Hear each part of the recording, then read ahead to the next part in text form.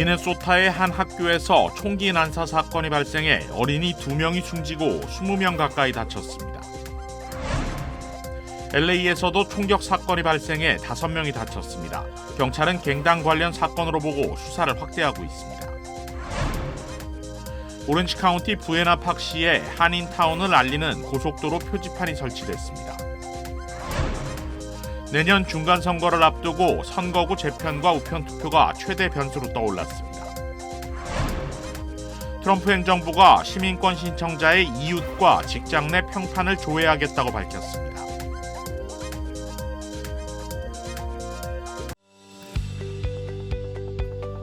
메디케어는 매년 건강보험을 5점 만점으로 평가합니다. 2025년 에스티바 헬스는 캘리포니아에서 4점 이상 받은 우수한 건강보험 중 하나입니다. 에스티바 헬스 가입하셔서 많은 혜택을 누리세요. 자세한 내용은 지금 바로 1888-688-8584로 전화주세요.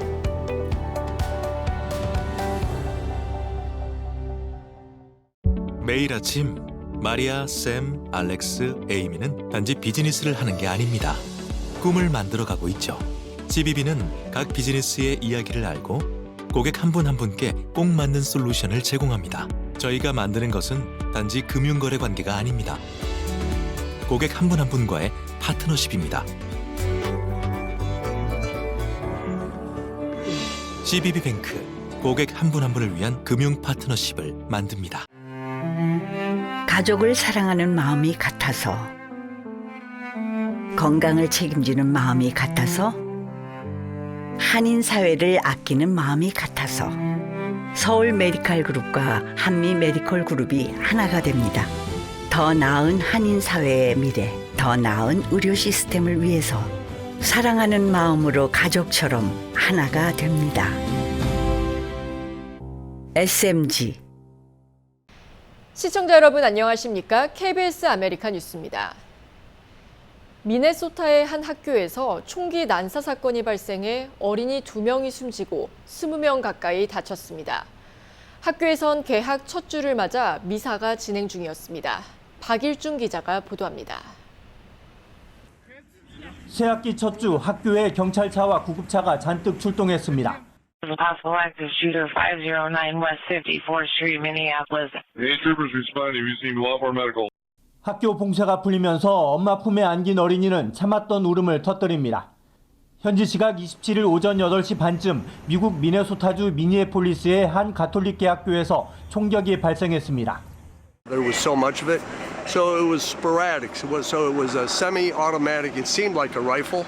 It certainly didn't sound like a handgun. 총격 당시 학교에선 새학기 첫 주를 기념하는 미사가 진행 중이었으며 학생들은 기도를 하고 있었습니다. 경찰은 범인이 이 교회 옆으로 접근해 창문 밖에서 총격을 가했다고 밝혔습니다. Shooting through the windows, he struck children and worshipers that were inside the building. The shooter was armed with a rifle, a shotgun, and a pistol. 이 총격으로 어린이 2명이 숨졌고 어린이 14명을 포함해 17명이 치료를 받고 있습니다. 어린이 2명은 중태입니다. I'm so deeply saddened and I'm so sorry to the families that I know are suffering right now. My ask is to everyone, stand by them. 20대 초반으로 추정되는 범인은 교회 인근에서 스스로 목숨을 끊었습니다. 미 연방수사국 FBI는 국내 테러리즘과 가톨릭에 대한 혐오 범죄 가능성을 두고 수사하고 있다고 밝혔습니다.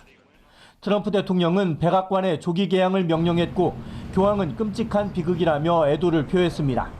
뉴욕에서 KBS 뉴스 박일중입니다. 오늘 오전 LA 캄튼 지역에서 발생한 총격 사건으로 사망자가 발생한 가운데 경찰이 용의자 최소 3명을 긴 추격전과 대치극 끝에 체포했습니다. LA 카운티 셰리프국에 따르면 화요일 밤 10시 30분쯤 1300 롱비치 블러바드에서 총격 사건이 발생해 사망자가 발생했다는 신고를 받고 출동했습니다. 현장에는 신원이 밝혀지지 않은 한 남성이 총상을 입은 채 발견돼 인근 병원으로 이송됐지만 결국 사망했습니다.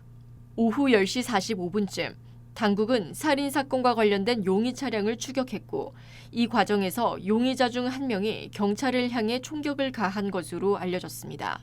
용의자들은 14100 자모라 에비뉴의 한 주택으로 도주해 바리케이트를 치고 경찰과 대치극을 벌였습니다. 오늘 오전까지 이어진 대치극은 경찰의 장갑차 투입으로 일단락됐습니다. 경찰은 용의자 3명을 체포했다고 밝히며 추가 용의자가 있는지 조사 중입니다. 로스앤젤레스에서 총격 사건이 발생해 5명이 다쳤습니다. 경찰은 깽단 관련 사건으로 보고 수사를 확대하고 있습니다. LA 경찰국에 따르면 어제 오후 2시 30분쯤 사우스 피게로아 스트릿과 맨체스터 애비뉴의 한 몰 근처에서 발생했습니다. 현장에 도착한 경찰은 남성 4명과 여성 1명이 총상을 입은 것을 발견했습니다. 부상자는 19살에서 35살 사이로 모두 인근 병원으로 옮겨졌고 현재 상태는 알려지지 않았습니다. 경찰에 따르면 이번 사건은 깽단과 관련된 것으로 추정되며 여러 명의 용의자가 범행에 가담한 것으로 보고 있습니다. 용의자들은 20대 남성 3명으로 흰색 혼다 시빅 차량을 타고 도주한 것으로 파악됐습니다. 짐 맥도넬 LA 경찰국장은 총격 사건이 학교 건너편에서 발생했고 학교 앞에서 이런 무분별한 범죄를 저지른 것에 경악했다며 사건을 조사 중이라고 밝혔습니다. 경찰은 목격자나 용의자에 대해 아는 사람은 즉시 신고해 줄 것을 당부했습니다. 캘리포니아 남부 지역에서는 3번째, 오렌지 카운티에서는 2번째 코리아타운으로 지정된 부에나팍시에 한인타운을 알리는 고속도로 표지판이 설치됐습니다. 부에나팍시는 이를 기념하기 위해 어제 제막식 행사를 개최했습니다. 이유수 기자가 취재했습니다. 지난 2023년 부에나팍시 의회가 비치 블루버드 선상 오렌지 솔프와 로스크랜스 에비뉴 구간을 정식 코리아타운으로 명명함에 따라 해당 지역은 로스앤젤레스와 가든그로브에 이어 공식적으로 한인타운을 보유한 3번째 도시가 됐습니다. 시의회는 그로부터 2년여 동안 코리아타운 도로 표지판 설치를 위한 준비 작업에 나섰고 어제 그 결과물이 공개됐습니다. 코리아타운 프리웨이 엑시트 사인들이 91번 프리웨이와 5 프리웨이 양 방향 다 인스톨한 것을 기념하는 식을 갖고 있습니다. 오늘. 제막식 행사에는 부에나팍 시의원들은 물론 지역 치안 관계자, 한인 커뮤니티 주요 인사들이 자리에 의미를 더했습니다. 지역 상공인들은 부에나팍시를 관통하는 주요 고속도로에 코리아타운 표지판이 설치되면서 경제적으로도 긍정적인 효과를 기대하고 있다고 전했습니다. People are going to be aware of how big the Korean community here is in Guano Park. It's been growing for some years, and they play a large part of our community right here in the city. 주도사회에서도 이 지역을 많이 방문하게 될 것이고 그 오는 분들이 이 안에서 우리 K-컬처라든지 한국 문화를 많이 경험하게 되고 또 그것이 비즈니스로도 많이 연결될 걸로 보기 때문에 저희 상공인수 입장에서는 굉장히 환영할 만한 일이죠. 부에나팍시는 91번 고속도로 동쪽과 서쪽 방면에 각각 2개의 표지판을 설치했고 5번 고속도로의 경우 남쪽에 1개, 북쪽에 2개 등 모두 7개의 표지판 설치를 마무리했습니다. 작업에는 45,281달러의 시 예산이 투입됐지만 그 이상의 경제 효과를 누리게 될 것이라는 기대입니다. 지난 2023년 부에나팍 코리아타운이 지정된 이후 2년여 만에 고속도로 출입구에도 한인타운 알리는 표지판들이 들어섰습니다. 오렌지 카운티 지역에서 한인 커뮤니티의 성장력을 보여주는 좋은 예가 될 것으로 보입니다. 부에나팍에서 KBS 뉴스 이우수입니다. 나성 영락복지상조회가 얼마 전 회원들에게 파산 여부를 묻는 표결 의견서를 보냈습니다. 그런데 파산 절차가 확정되면 상당수 회원이 납입한 원금도 보장받지 못하는 상황에서 8, 9월 회비를 납부하라고 통지를 해 회원들이 반발하고 나섰습니다. 지난 26일 회원들에 따르면 지난 20일 영락상조회는 회원들에게 우편문으로 안내문을 보냈습니다. 안내문에는 9월분 통지서를 기존과 같은 형식으로 보낸다며 회비 납부를 독촉했습니다. 그동안 영락상조회 회원 약 608명은 매달 회비 약 80달러를 납부하고 있습니다. 일부 고령의 시니어 회원은 납입 기간이 15년이 넘어 납부액이 사망시 상조회의 장례 지원비 15,000달러보다 더 많은 상황입니다. 회원들은 파산에 직면한 상황에서 회비를 납부해봐야 결국 손해라고 주장했습니다. 하지만 당장 계약 해지 및 환급마저 불가능한 상황입니다. 영락상조회 측은 표결에 참여하지 않은 회원에게 개별 연락을 한다는 방침입니다. 회원들은 영락상조회를 발족한 나성영락교회가 이번 사태에 책임을 져야 한다고 강하게 요구하고 있습니다. 한편 피해를 주장한 회원들은 나성영락교회와 상조회 측을 상대로 집단 소송을 준비 중인 것으로 알려졌습니다. 내년 중간선거를 앞두고 선거구 재편과 우편 투표가 최대 변수로 떠올랐습니다. 공화 민주양당의 치열한 공방이 불가피할 것으로 예상됩니다. 윤범수 기자가 보도합니다. 트럼프 1기 당시 치러졌던 2018년 중간선거. 민주당이 42석을 추가로 확보하며 하원을 장악한 이후 트럼프 행정부는 의회 청문회에 불려다니는 등 각종 정책 추진에 제동이 걸렸고 결국 2020년 대선에서도 패하는 결과로 이어졌습니다. 중간선거는 전통적으로 야당에 유리한 편이지만 트럼프 행정부와 공화당 입장에선 이번 중간선거에서 반드시 승리해야 국정 동력에 힘이 실립니다. 여기서 꺼내든 전략이 공화당에 유리하게 선거구를 재조정하는 이른바 게리맨더링입니다. 5% 미만의 격차로 승패가 갈라진 하원 지역구가 한 27개 지역이 됩니다. 전국적으로. 여기에서 이 트럼프가 지금 이 게리맨더링을 해가지고 공화당 유리하게 각 주에서 작업을 해가지고 획득하면은 이게 거의 22개 주가 획득할 수가 있어요. 안지입니다. 이미 텍사스주 상하원이 의회 선거구 재편안을 통과시킨 뒤 오늘 주지사에게 송부했습니다. 이에 민주당 게빈 뉴섬 캘리포니아 주지사도 선거구 재편안을 오는 11월 선거에 상정하는 안에 서명하며 맞불을 놨습니다. Other states may also follow Texas and California's lead in this gerrymandering tug of war. 또 다른 변수는 알래스카에서 진행된 미러 정상회담에서 나왔습니다.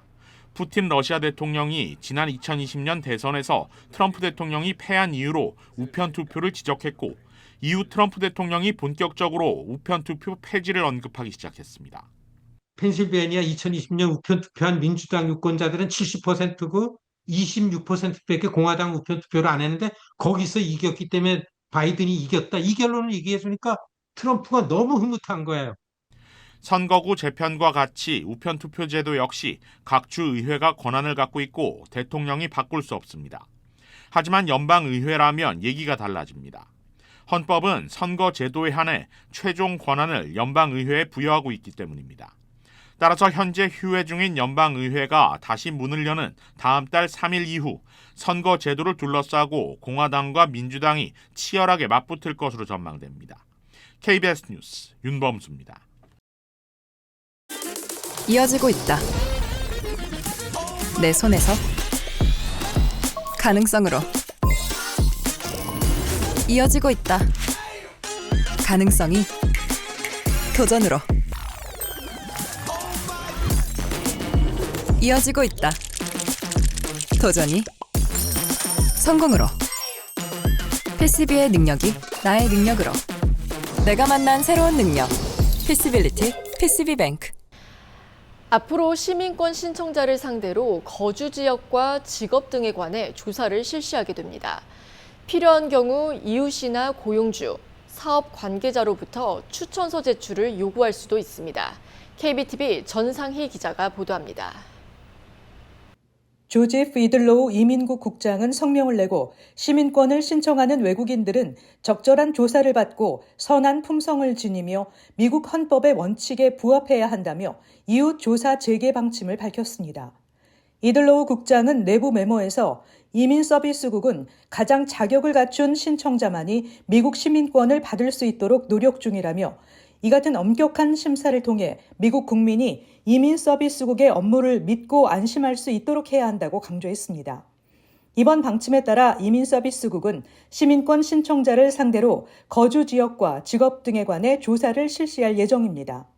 필요한 경우 이웃이나 고용주, 동료 및 사업 관계자로부터 신청자의 정보를 다룬 추천서 등 제출을 요구할 수 있습니다. 폴리티코는 이민서비스국이 시민권 신청자들에게 주변인 추천서를 적극적으로 제출하도록 독려할 방침이라고 전했습니다.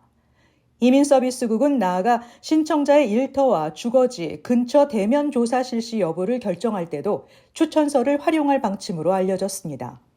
도널드 트럼프 대통령은 반이민을 대표적 정책 슬로건으로 내밀고 이민 신청자와 장기 체류자를 상대로 심사의 문턱을 높이고 있습니다.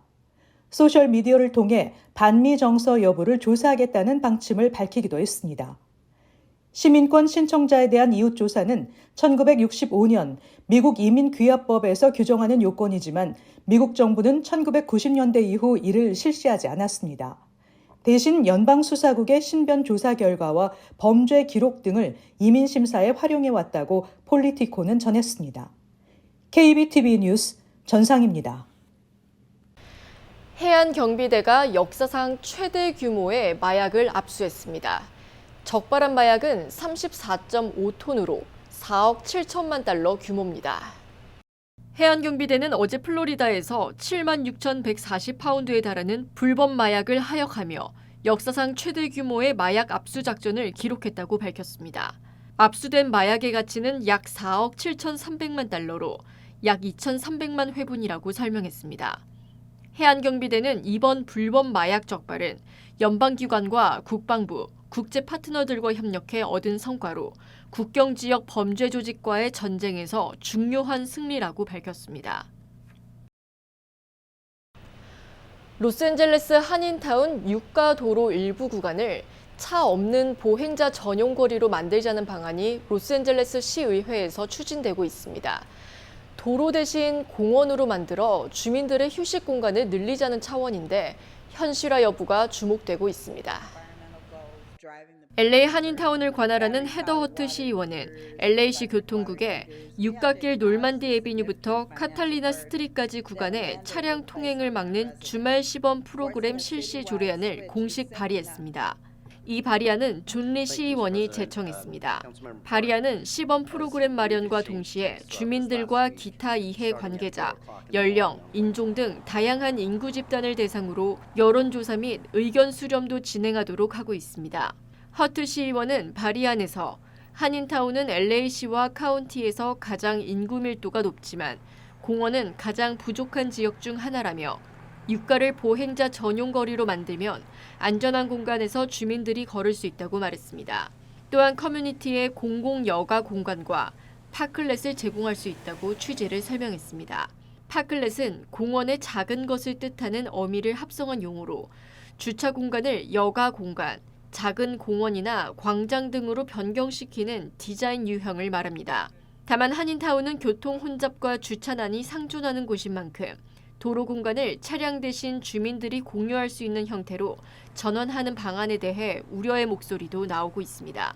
이에 따라 새로운 주민 의견 수렴 과정과 시범 사업 결과가 최종 결정에 중요한 영향을 미칠 것으로 전망됩니다. 세크라멘토 지역 KP 인터내셔널 마켓에서 첫 K-팝 경연대회가 개최됐습니다. 지역 주민들과 청소년들에게 뜨거운 관심을 받았습니다. 화려한 조명 아래 참가자들이 열정적인 퍼포먼스를 선보입니다. 세크라멘토에서 처음으로 개최된 K-팝 노래 댄스 경연대회 참가자들은 그동안 갈고 닦은 노래와 춤 실력을 마음껏 뽐내며 객석의 환호를 이끌어냈습니다. 이번 대회는 총 3차례의 예선을 거쳐 내년 5월 열리는 세크라멘토 한인 커뮤니티 대규모 문화 행사에서 최종 결승전이 치러질 예정입니다. 예선 1등에게는 $500의 상금이 주어졌고 2등과 3등에게는 각각 $300와 $200가 수여됐습니다. K-팝 행사는 매년 정기적으로 개최될 예정입니다. 스페이스X 스타쉽이 어제 텍사스에서 10차 시험 발사에 성공했습니다. 스타쉽은 위성 모형 8개 전개 시험과 본체가 인도양에서 공중 정지에 있는 호버링에도 성공하며 2024년 이후 가장 안정적인 비행을 마쳤습니다. 스타쉽은 오후 6시 30분 텍사스주 보카치카 인근 해변 스페이스X 스타베이스 기지에서 발사됐습니다. 이번 시험 발사 핵심 과제 중 하나는 스타쉽 상단에서 위성 모형 8기를 전개하는 것이었습니다. 이번에 투입된 위성 모형은 차세대 스타링크 인터넷 위성과 유사한 크기로 모형은 우주 쓰레기로 남지 않고 지구로 떨어지다 대기에서 소멸되도록 제작됐습니다. 핵심 과제를 성공적으로 마친 스타쉽은 인도양에 무사히 도착해 호버링을 성공적으로 마치고 무사히 착륙했습니다. 댄 휴어 스페이스X 대변인은 모든 팀원들에게 축하를 전한다며 1년 만의 성과다. 2024년 이후 스타쉽이 이렇게 깔끔한 비행을 한 적이 없다고 설명했습니다. 대한항공이 아시아나 항공과 함께 업사이클링, 이른바 재활용 보조 배터리 파우치를 제작하고 판매 수익금을 포함한 기부금을 한국 소방가족희망나눔에 전달했습니다. 대한항공과 아시아나 항공은 객실 승무원 폐 유니폼과 소방관 폐 방화복을 활용해 보조 배터리 파우치 1,000개를 제작했고 양사 임직원을 대상으로 사내 업사이클링 기부 캠페인을 열었습니다. 파우치 판매 수익금 1,500만 원을 포함해 수익금과 같은 금액을 대한항공에서 매칭해 모두 3천만 원을 기부금으로 마련했습니다. 대한항공과 아시아나항공은 공동 사회공헌 활동을 지속적으로 이어나갈 계획이라고 밝혔습니다. 한편 대한항공은 어제 미국 워싱턴 DC 소재 윌러드 호텔에서 보잉 차세대 고효율 항공기 100세대 구매를 위한 양해각서를 체결하고 19대 분량의 예비 엔진 구매와 엔진 정비 서비스 계약도 추진한다고 밝혔습니다.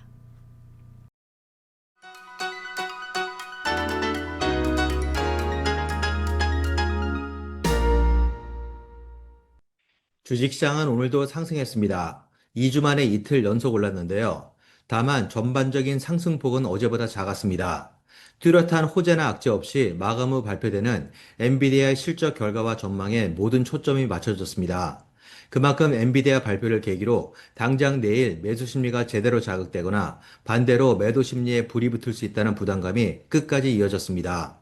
그럼에도 눈치 보던 투자 심리는 초반 이후 조심스럽게 사자 쪽으로 기울었지만 강세는 미미했는데요. 내스닥과 S&P 500은 약세를 가까스로 모면한 수준에 그쳤고 다우존스가 그나마 상대적으로 가장 탄탄히 올랐습니다. 그럼에도 3대 지수 가운데 다우존스만 유일하게 이번 주를 아직 상승한 주로 돌려놓지 못하는 아이러니한 상황을 연출했습니다. 또한 금요일 발표될 7월 개인 소비 지출에 대한 불확실성도 투자 심리를 압박하는 부담으로 작용해 내일과 모레 이틀 연속 변동성이 커질 가능성이 높음을 시사했습니다. 지금까지 김지한이었습니다.